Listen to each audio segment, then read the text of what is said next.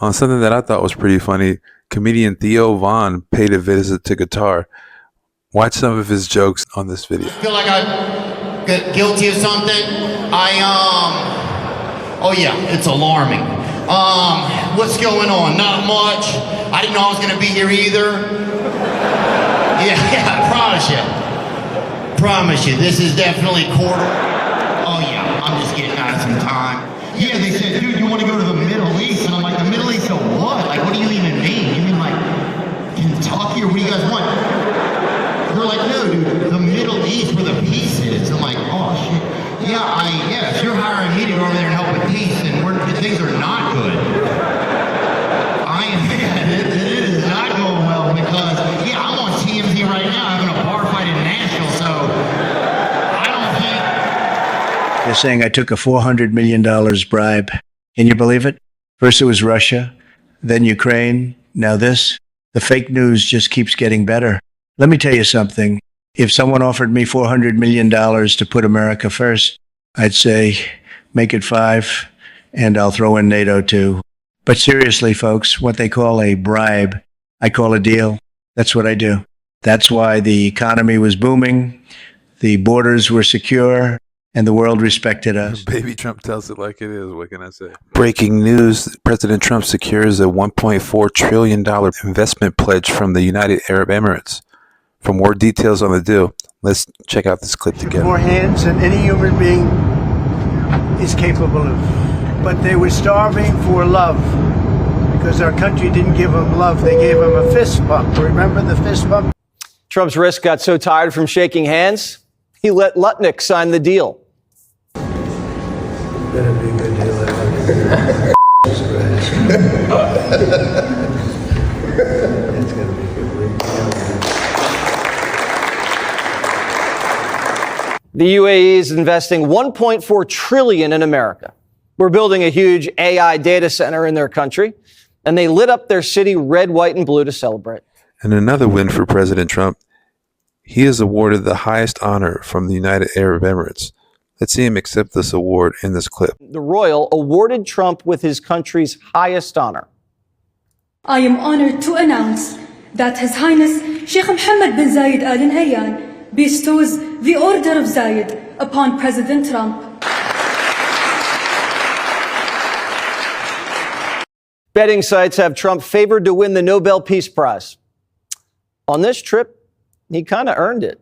America spent trillions trying to bring peace to the Middle East, and now Trump's making them pay us. President Trump received a hero's welcome when he arrived at the United Arab Emirates.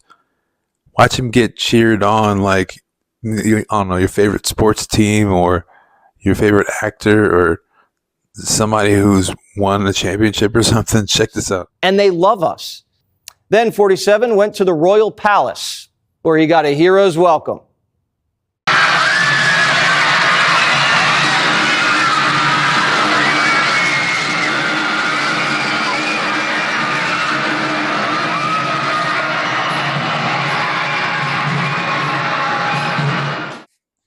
Breaking news.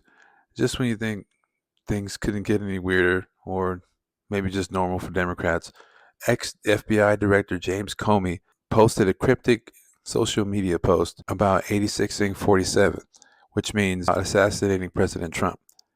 Let's take a look at this explanation of the post. Very serious topic is that James Comey wants us to believe, and we have this photo here, that he saw a cool, these are his words, cool shell formation on my beach walk. And the cool shell formation, according to the person who used to be in charge of the FBI, shows shells in the shape of 8647.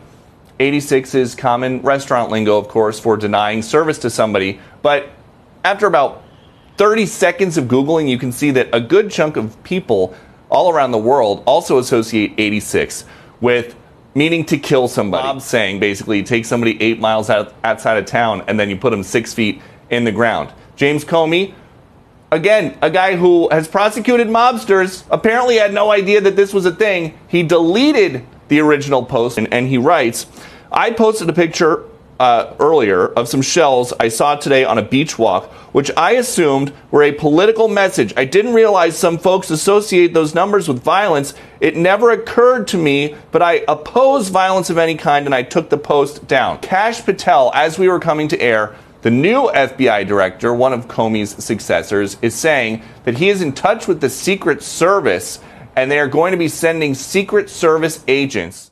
The potential fallout from the death threat from ex-FBI Director James Comey is expected to be a legal one. He may have to go to jail for this, according to Deputy Attorney General Ed Martin in this clip. So it seems like what you could potentially do, because there's no doubt that in 30 years at the FBI and in federal law enforcement that James Comey has come about this term, 8 to 86, someone has been around for a very long time and is very popular. And you see it at protests. You see it all across social media, actually, on the left, as they grow ever violent and get back to their roots.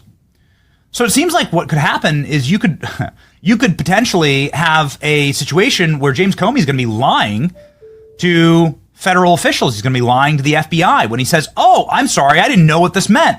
There's clearly a record of James Comey knowing what this means, and that you could really there's a lot of very bad traps for James Comey in this instance. Yeah. Look, a number of them. Look, the first thing that happens, he says, "Oh, I didn't know that meant that." Well, there'll probably be some people that he worked with that will testify, he knew, or there might even be a paper trail that says he used that phrase and everybody knew. But there'll also be a point where a jury will be asked, a fact finder, like, shouldn't the guy know? Like, here's a record of what you're doing. It's not like he, moved to the country last, week from, Papua New Guinea and had never been exposed to the media or the law. This is, a seasoned professional who knows. And look, he took it down so fast. He knows he made a mistake. Excuse me, I don't think this statute is one that you sort of take back. It's pretty clear. You post it, you do it. That may mitigate his jail sentence or something like that. But I think he's got a problem. And as you point out, perjury traps are next, because he's got to either lie or tell the truth. And when he chooses that, he's either going to jail on one or he's going to jail on the other. So I don't know. Is he a drinker? Was someone impaired? Because this was a colossal misjudgment by somebody who should have known better. Yet another win for President Trump. His poll numbers have skyrocketed since announcing the 90-day pause in tariffs and the deals internationally with other countries. Let's take a look at CNN and see what they have to say about Trump's approval rating and how it skyrocketed when compared to his first term. I think it's time for a bit of a reality check, right? We were going to late April. Donald Trump's approval rating, his net approval seemed to be falling. He seemed to be adios amigos. People were writing his political obituary. He is rising from the dead like Methuselah. Look at this. Hello, Trump's net approval rating among voters. This is the Reuters Ipsos polling. Look at this. In late April, he was 8 points underwater.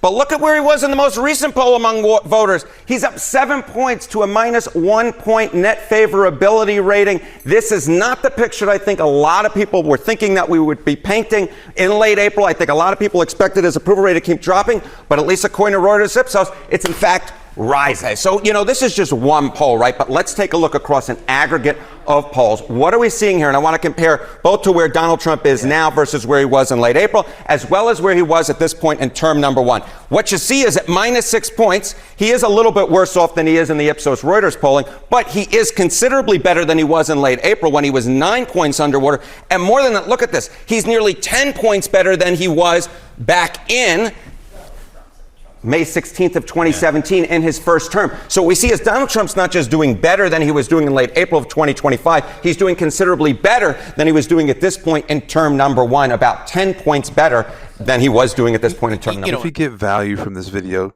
don't forget to like, share, and subscribe. Hit the notification bell so you don't miss these regular updates. It really helps out the channel. Also, support the channel. Buy us a cup of coffee. Anything that you donate is deeply appreciated. And for those on TikTok, don't forget to like, share, and add this video to your favorites. Share it with a friend. It would deeply appreciate it. Which leads me to the next story. Trump announces to the army base in the Middle East that all the soldiers are getting raises. Listen to the Trump chief. got on stage with some good news. My 2026 budget includes across the board. Maybe you don't want it. Look, for the good of the country, you don't have to take it. Pay raises for each and every one of you, substantial pay raises. But you don't have to take it.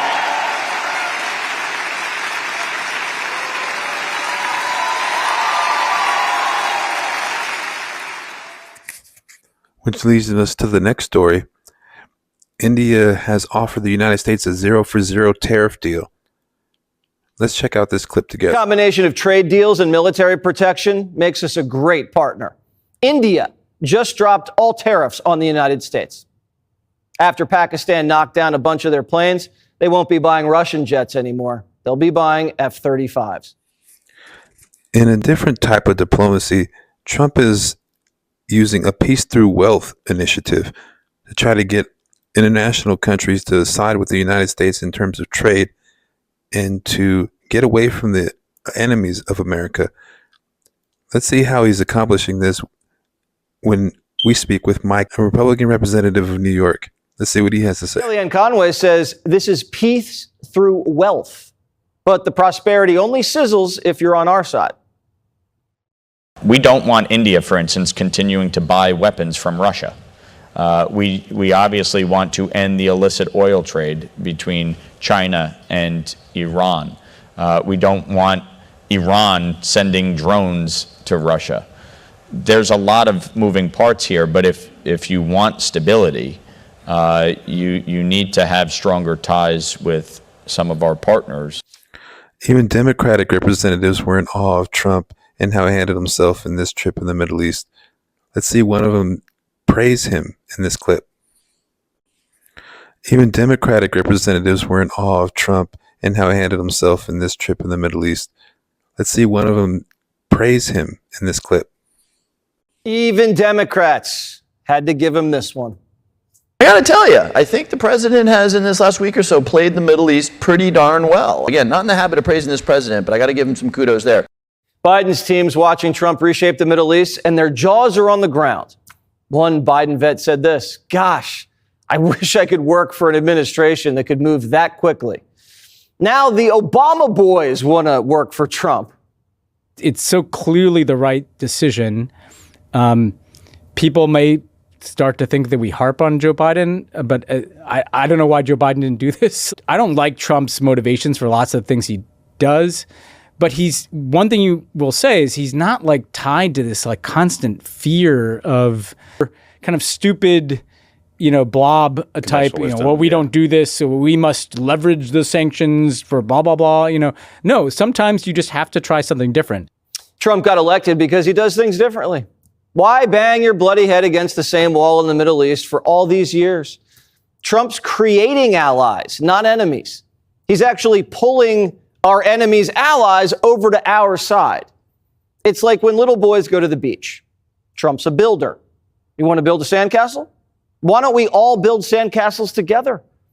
It's a lot more fun than kicking sand in each other's faces or selling everyone water guns. That's what we usually do. Now the Arabs are buying our chips and everyone's getting rich. Trump's telling these wealthy Muslims, forget jihad. You think I'm the great Satan? I'm a developer. Let's build a civilization. He's not judging their culture or the way they run their society. Trump says, it's none of my business. Let's just do business. He showed them respect, and they showed him a lot of respect back. It didn't take long for Democrats to spin his Middle East trip in a negative way, did it?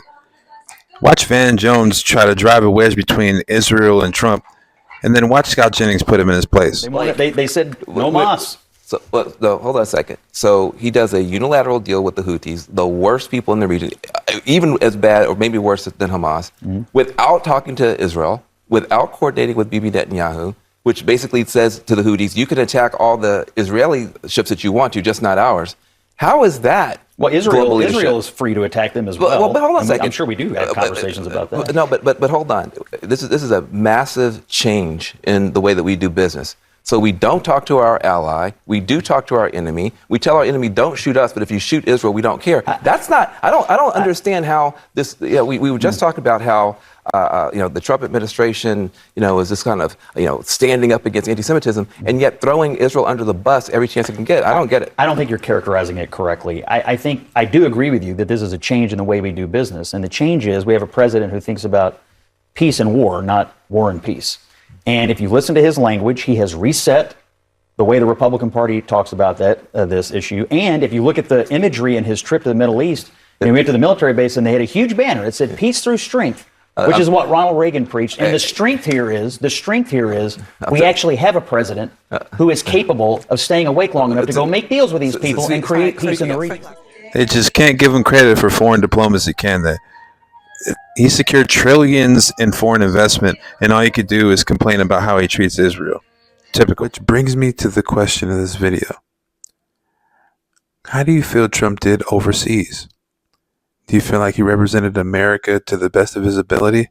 Do you feel like him garnering $3 trillion in foreign investment is an American first item? Do you feel like James Comey should be arrested and charged and possibly thrown in jail over the death threat that he made on social media? Let me know your answers to these questions in the comment section below. In case you missed it, Trump struck so many deals in this Middle Eastern trip. I have a whole video about it, and don't worry if you missed all that because it's coming up right now.